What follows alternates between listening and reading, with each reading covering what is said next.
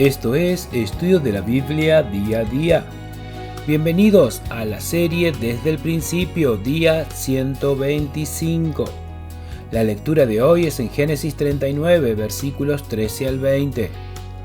Cuando vio ella que le había dejado su ropa en sus manos y había huido fuera, llamó a los de la casa y les habló diciendo: «Mirad, nos ha traído un hebreo para que hiciese burla de nosotros. Vino él a mí para dormir conmigo, y yo di grandes voces. Y viendo que yo alzaba la voz y gritaba, dejó junto a mí su ropa y huyó y salió. Y ella puso junto a sí la ropa de José hasta que vino su señor a su casa. Entonces le habló ella las mismas palabras diciendo: el siervo hebreo que nos trajiste vino a mí para deshonrarme. Y cuando yo alcé mi voz y grité, él dejó su ropa junto a mí y huyó fuera. Y sucedió que cuando oyó el amo de José las palabras que su mujer le hablaba diciendo: así me ha tratado tu siervo, se encendió su furor. Y tomó su amo a José y lo puso en la cárcel donde estaban los presos del rey, y estuvo allí en la cárcel. Ayer estuvimos viendo cómo, lamentablemente, muchas veces las personas desean manipular a los demás. Primero, le dan órdenes para que hagan cosas que no deben. Si eso no resulta, ponen en marcha la seducción. Y si tampoco resulta, usa la violencia. Eso es lo que José tuvo que soportar. Esas personas, cuando están por ser descubiertas, empiezan a poner en su mente la forma de quedar ellos como los perjudicados y hacen grandes simulaciones para que nadie los culpe. Por eso la mujer de Potifar empezó a simular de la mejor manera posible. Primero llamó a los de la casa. Fíjate de la manera que empieza a hablar. Dice: miren que nos ha traído un hebreo para que nos hiciese burla. ¿De quién habla? De su esposo. ¿Quién podría enojarse por lo que intentó hacer? ¿En quién confiaría Potifar si hubiesen testimonios cruzados? Ella se tenía que asegurar, en primer lugar, que el esposo quedara en un lugar de desventaja, como si no la hubiese guardado como corresponde. En segundo lugar, necesitaba testigos. Si venía el esposo y le preguntaba qué había hecho, ella iba a poder decir: empecé a gritar, y los demás dirían que fue así, porque ella se los había contado de esa manera. No sabemos cuánto vivían en esa casa, pero sabemos que al menos tenían una hija. Después volveremos sobre ese punto. Luego llegó el momento en que entró a la casa Potifar. El lugar del jefe de la guardia del faraón debía ser un hombre con carácter, un tanto rudo y muy determinante en sus decisiones. Ella le habló de forma similar. Lo primero que le dice es: el siervo hebreo que me trajiste, es decir, lo culpa por lo vivido. Me hace acordar otra vez las palabras de Adán a Dios. ¿Te acordás? La mujer que tú me diste, la misma forma de excusarse. Luego continuó diciendo que ella empezó a gritar y entonces él salió corriendo, cuando en realidad los gritos habrán sido posteriores para llamar a los demás de la casa. Me quiero poner un instante en el lugar de Potifar. La Biblia solo dice que tomó a José y lo puso en la cárcel.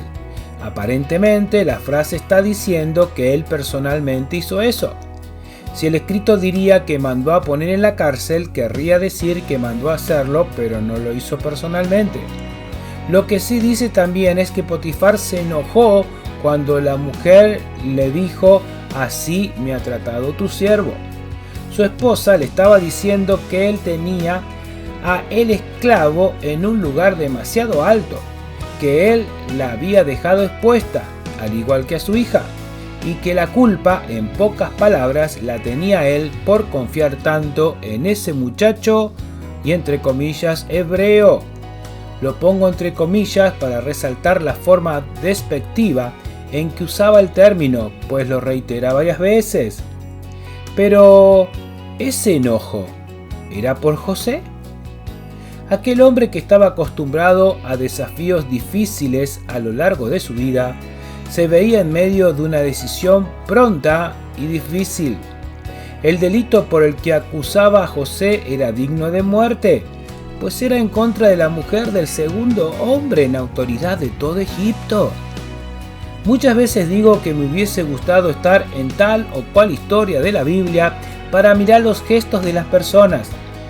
En este caso, me hubiera gustado estar para ver la cara de Potifar, al ver la cara de José. Creo que él mismo quiso ir a ver esa cara. Él mismo quiso comprobar lo que decía su mujer. ¿Qué habrá visto? ¿Qué pensó al ver a ese muchacho al cual tuvo en alta estima? ¿Qué podía pensar de aquel que nunca le había dado un motivo para desconfiar?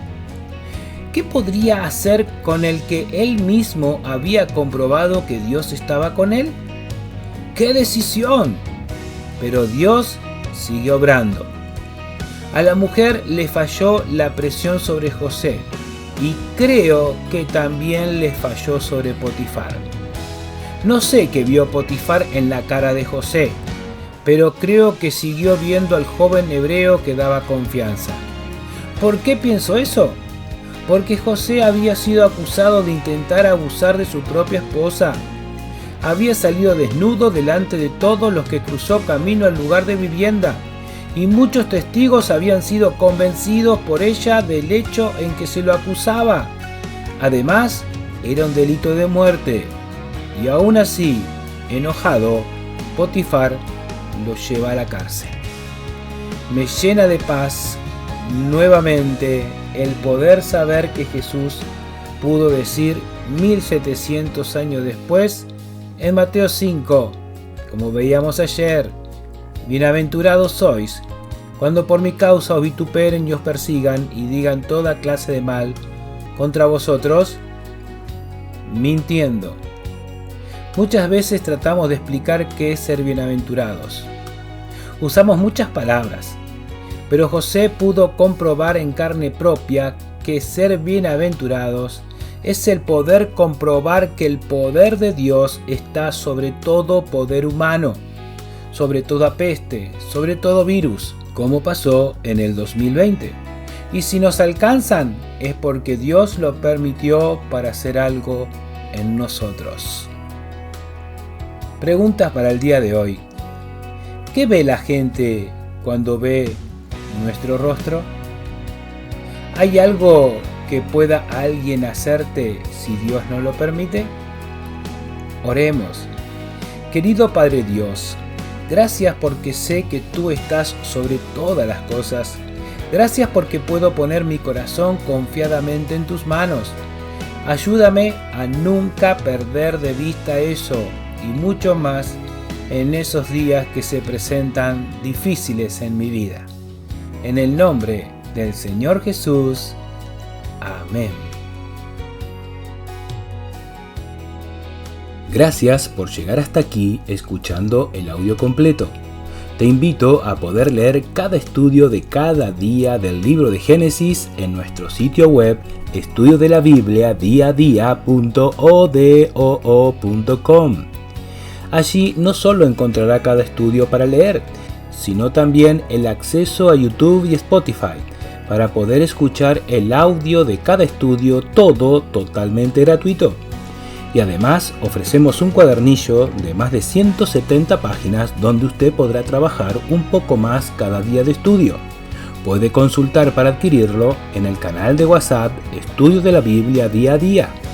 Le pido que pueda apoyar este servicio de estudio orando y compartiéndolos con otros.